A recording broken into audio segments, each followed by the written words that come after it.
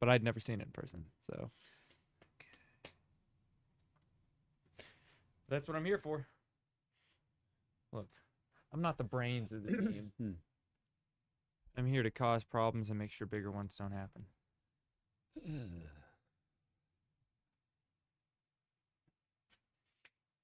Friday, here we go. Weekend is upon us. Snow Woo! in the forecast, Yep. making some adjustments to the overall snow potential tonight. Yeah. And we're still looking at snow even to follow in after tonight, Matthew. Things are heating up. I mean, well, we're warming up a little bit today, but literally I mean, it might get a little bit dirty in a hurry is how I described it the other day. I like that. With what dirty happened on in the a hurry. roadways. Yeah, it's not going to be, I mean, yesterday or a couple of days ago when we had those snow squalls move through and we had the icing on the roadways, that surprised some people out there because it wasn't much snow, but it melted really quick and it got bad. This time around, I think some of our snow lovers might enjoy what we have in store here. What we're looking at this evening, it's not a snow squall situation. Right. It's not anything like the other night when those bursts came down and the temperatures were dropping. Actually, a lot of the snow that we're looking at tonight will fall with temperatures above freezing. Yep. It's going to be a slushy, mashed potato, wet, gloppy snow. Yeah. Totally different. Yep. But So- it could be larger accumulations than what we had the And other that's night. what I think that some of our snow lovers are going to really enjoy here. But it's not for everybody. It really is dependent on where you're at, determines what you're going to be getting with this scenario here. So what we've got on the board right now, we had a few lighter snow, I can't really call them showers earlier today. I mean, it was some flurries out there. Flurries, Didn't amount to light much. snow, Yeah. flakes coming down, a couple dustings. Carroll County had a 1 hour delay. Yeah. And that was about it. So we've got some cloud cover out there. And there will be a brief moment where we get some sunshine before this next round of cloud cover comes in. I do think a lot of what's out to the west isn't going to be as impactful today. Really, it's what's coming behind that first round. So the cold front that you see coming in from Missouri, Mm-hmm. I reference this as being like a giant weather ladle. It's scooping in. This is pulling up that strong south wind, grabbing moisture. There's a good amount of energy, and now that moisture plume looks to be more significant. There's more of a confidence level with a lot of the charts. We look at the charts here to put the forecast together throughout the week. It would go back and forth a little bit with a few. We're like, maybe there's a little more to it, and then it would go away. But in the last 12 to 24 hours, more consistency, more agreement. Yeah. And now it's one of those things where you can't deny it. You have to take things a little more seriously. More moisture, wind energy, a little bit of phasing with some of this energy. Mm-hmm. And these are the kind of snows that once it gets going, once it overcomes the relatively warm air and starts to thump down, you can get overachievers in some spots. Not all of Kentuckiana, but maybe a couple counties where you get this narrow band that sets up and it's hammer time. Yeah, that banding snow, we've already had instances of that so far this year, but the banding snow is where we're going to see, of course, the heaviest of it fall. The cold air is present. I mean, we've got temperatures hanging around freezing. We're a little bit above that here in Louisville at 36, Look at London, St. Kentucky, Louis. 31. St. Louis pulling in at 40 degrees, and that's just behind the cold front.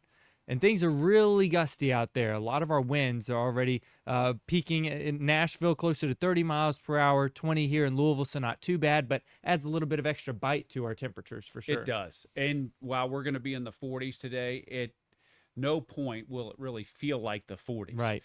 But it's important to pass along that if we have highs in the low to mid 40s, that should save a little bit of us from getting widespread heavy snow accumulation, because it'll take at least a few moments to get that number down to about 36 or 37. Right, with the evaporative cooling and things like that. To where we can start to get those big wet snowflakes to mix in. Initially, it's probably going to start with some rain. I'd say so.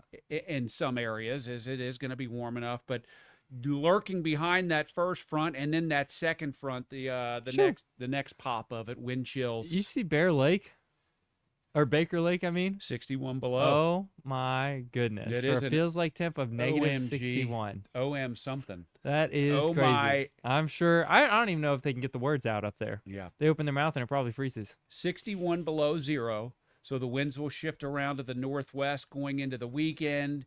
It gets much colder Saturday, Sunday, Monday.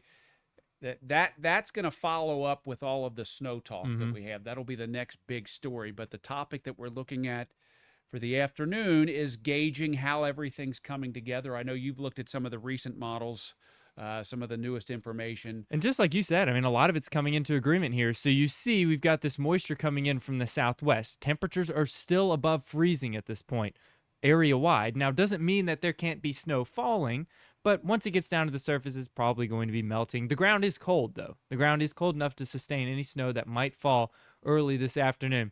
Let's move it forward a couple of hours here where that rain starts to transition over to snow. You notice that most of it is along and south of the Ohio River. I think that that is probably the most likely scenario here. The models are really honing in on our Kentucky counties, getting the heaviest of whatever rain and snow falls out of this.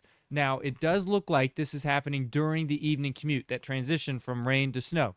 Could that mean impacts on our travel times? Absolutely. Sure. I definitely think, I mean, it does, if it's just rain or if it's just snow, either way, it's going to impact your travel conditions out there. But when you've got that slushy mess that you were talking about, that's not going to be enjoyable. But still, look at these temperatures, likely above freezing. And this thing comes together so quickly. That's another part of this forecast where you go from not much on the radar, but as we mentioned, how it scoops up that moisture. You have two pieces of energy in about a 3 to 4 hour window to fuse together a little bit.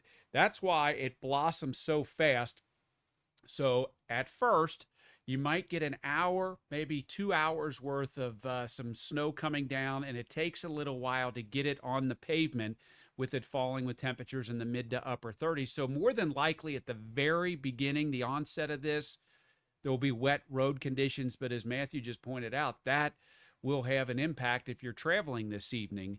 But wherever that consistent snow sets up, which will more than likely be near I-64, the Ohio River, I-71, down towards the Western Kentucky and Bluegrass Parkway, that's where at some point the consistent snow falling, the temperature drifting down a little bit, it's falling at night, no sun, no solar radiation, it's going to start to stick to some pavement.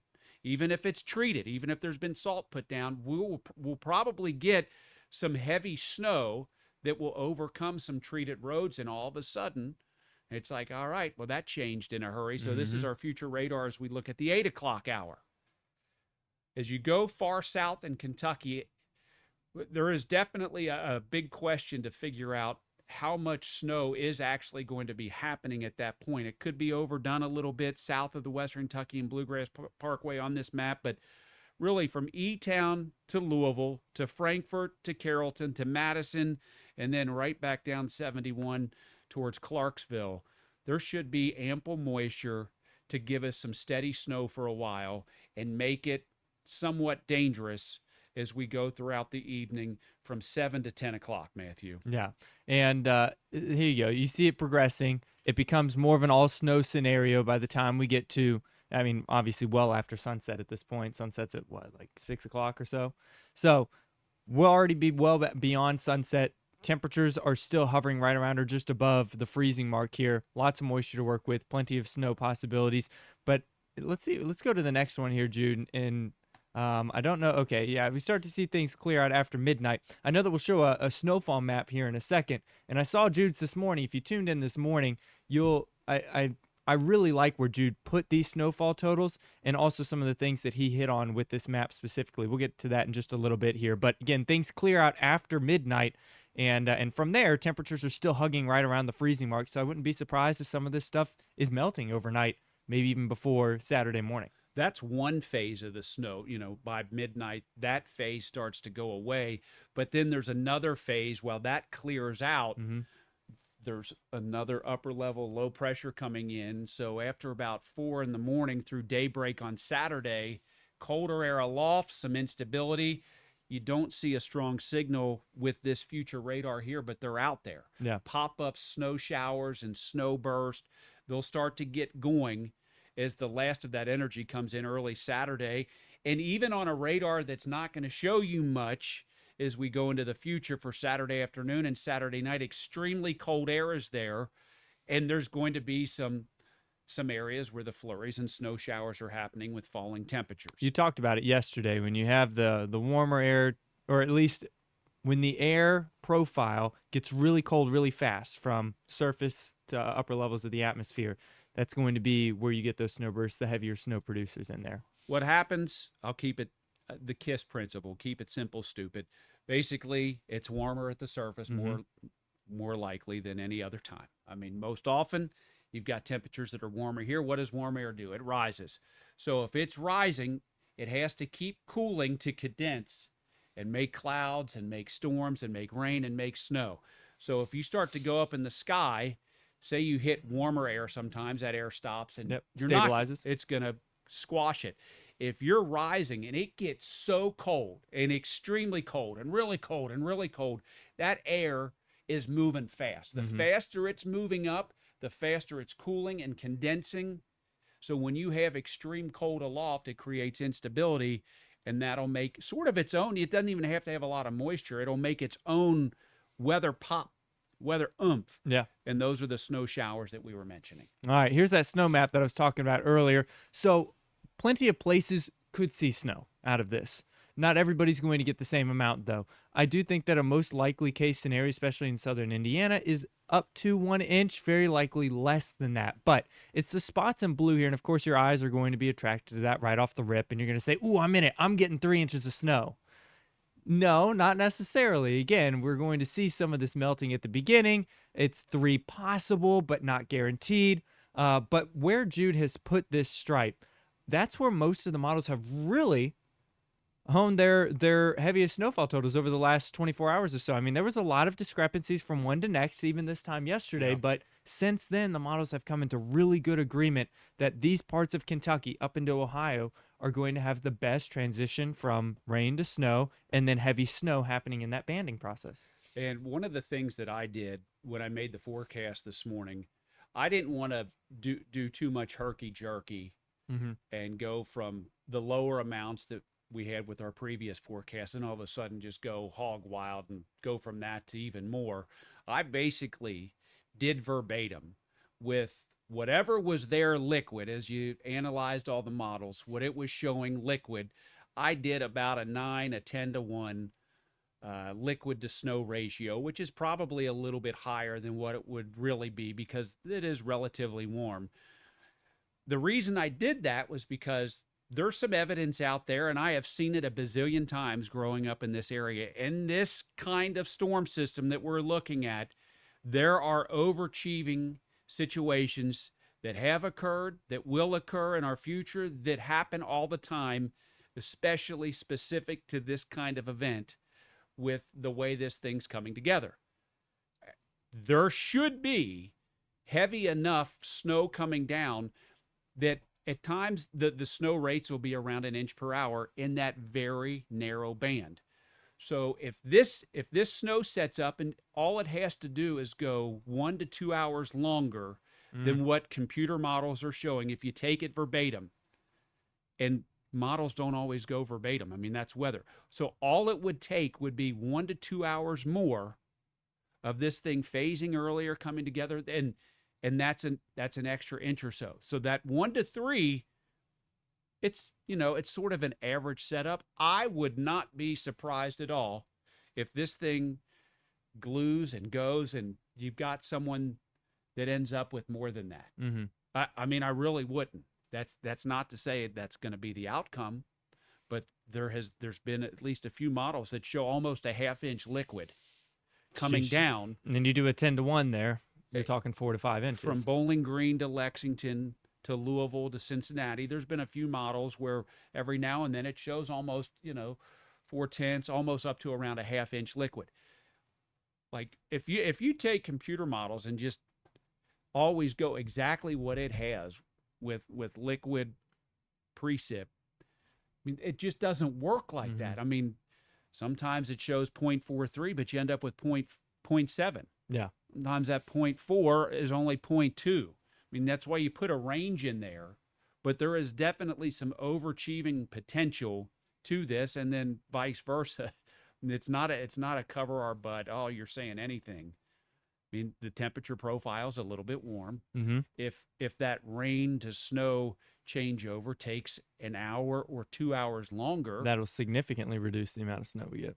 and maybe the highest totals that we get in the area maybe just barely exceed an inch or so. Yeah. So when you have such a short window of opportunity for all this to come together, it's gotta be perfect for the forecast to play out. Yeah. So again, you look at the upper end of the spectrum here, and you're thinking, I've got a whole snow day coming my way on Saturday. Well, not necessarily. Again, temperature profile is important. How much moisture is actually falling, or how much rain turning into snow do we actually get? The time frame of it all. There are a lot of things that are going to impact exactly what you see where you live. It should be a pretty snow tonight. I'd say so. That heavy wet snow usually latches onto the tree branches. Good sticking snow. Makes for pretty scenes. Make a snowball. And if you end up in that 1 to 3 inch range and that verifies, it'll be on the ground tomorrow morning, and it's going to stay pretty cold tomorrow. And we're going to go through almost a 4-day stretch where some areas don't go above freezing. Yeah. Put on a few more snow showers and spotty coverings and dustings, and then it feels like it's 0 Monday and Tuesday, Matty boy. It's going to be, I mean, it's not the coldest that we've had so far this year, but it sure is not going to feel good when you've got those feels like temperatures at or even maybe below 0 across parts of our area. So again, we're going through the timeline here. We'll do it one more time for anyone that's just joined in. Do you see any questions up there? You know what? Let me, they're asking about the start time of this. Don't panic. Bread and milk and toilet paper running low. One of the comments already. You better go get some toilet paper regardless, because you run it. What are you going to wipe with? Like, that's be a man. I don't care if there's a snowstorm or not. If you're running low on TP, you better get the job done. Yeah, otherwise you're using the inside of what the else we roll. You want to scroll through a couple? You know, we could do that. Here, take that. I got you. Thank you, brother. All right. We're going to show you the time frame. The reason we just loaded in that new future weather projection is because we figured we'd have some new eyeballs on this and wanting to see what's going on. All right, so they want to know the start time. We'll get that one up there in just a second here. 2 weather studs. Thanks, Tom. Appreciate you, brother. I know Tom Williams. He's a good dude. All right. Let's see. They want to know about Indianapolis. It's going to be less up in that direction than what we get down here for sure. Yeah, they're more of isolated snow showers up that way. Yeah, not that consistent, heavier, wet snow that we've got the possibility of across Kentucky especially. Let's see. What time does it start driving from Cincy to Louisville? That's a good point. What time do they say? What time? I don't know what time you're coming in, April. I just want to make sure that you leave early enough to miss it. Okay. Yeah, so if you could get to Louisville by 6 o'clock, that would be my goal. The longer you wait, well, some of those wet roads initially could end up getting snow covered as we get past sunset. All right. So folks want to know how much snow they're getting in their specific area, and then what time it all begins. That's most of what these questions and comments are saying. So what did that Stephen Bowles? He usually has something pretty funny. I saw his avatar. Yeah, let's. Oh yeah, I read that one. Wants to know when you and Mike are going to be getting out there doing some grilling on the patios. Is the essence of that one? Oh, we'll do it. We will absolutely do it, Steve-O. So you ready? Right. You want to? Let's go through this timeline again. So here we go. It's starting up with some returns on the radar, and what I mean by that, you'll probably see some radars that have snow and rain on it. You look out the window, it's dry. You go outside, nothing's happening. It's like, well, I'm sitting there seeing it, but initially it might take a while to get things to move through the dry air and actually saturate it and get it to be able to make it down to the ground. But once it does, it's going to be steady for a while. And it's that evaporation at the onset that will help today's highs in the 40s get down to the target temperature of about 36 or 37. That's when we'll begin to see wet snow go. And as soon as that starts, when it's steady, that'll allow that temperature to continue to seep down. I really think where that steady snow sets up, we're going to get to about 32 or 33, which is sometimes optimal for heavy snow, because that is that perfect temperature where the higher it is, it holds more moisture content. So believe it or not, you can get some of the heaviest snow at 33, 34 degrees. So where that establishes itself, it's going to help that snow really get going. So this is at 6 o'clock. Still not expecting many travel issues with snow-covered roads, even though it might be snowing in some areas. Mm-hmm. But by 8 o'clock, 9 o'clock, I think we need to be ready for it, Matthew. And that's when we will have had enough time has elapsed with the snow falling and the temperatures cooling and the roads are going to be cold enough that I think a lot of this is sticking. We have that possibility of having that slush out there in quite a few places, and so adverse travel conditions for sure. So maybe the beginning of the evening commute, not as bad as the end, or especially after dinner time travel that folks are going to have out there. Some places, again, you're looking at the map here and you're wondering, is my area going to get hit, or what is my travel from this place to this place? It's changing throughout the evening. Again, the deeper we go into the evening, the more that it's an all snow scenario for you here. So plan on that. If you're the person that does not like to drive in snow whatsoever, try and move up whatever you can. Get your things done earlier in the day here before it all begins, and make that commute maybe an hour or two earlier than you anticipated, because you want to avoid that snow. I know what I wanted to mention.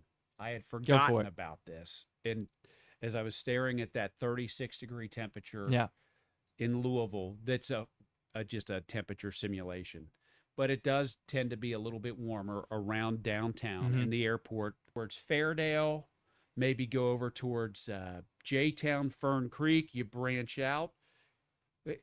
It could be snowing, but it could be 2 degrees colder in those locations, making it easier for that snow to stick, where you could have a harder time if you're in a bubble, say, from the Highlands coming into downtown Louisville, where it's just a degree or two warmer. Even though it's snowing, you could end up with an inch less of accumulation around that warmer spot, Old Louisville, than what you get in southern Jefferson County, far eastern Jefferson County, out around Middletown and Eastwood. And also keep in mind, the further away you get from the metro or places that have, better resources, the treated roads.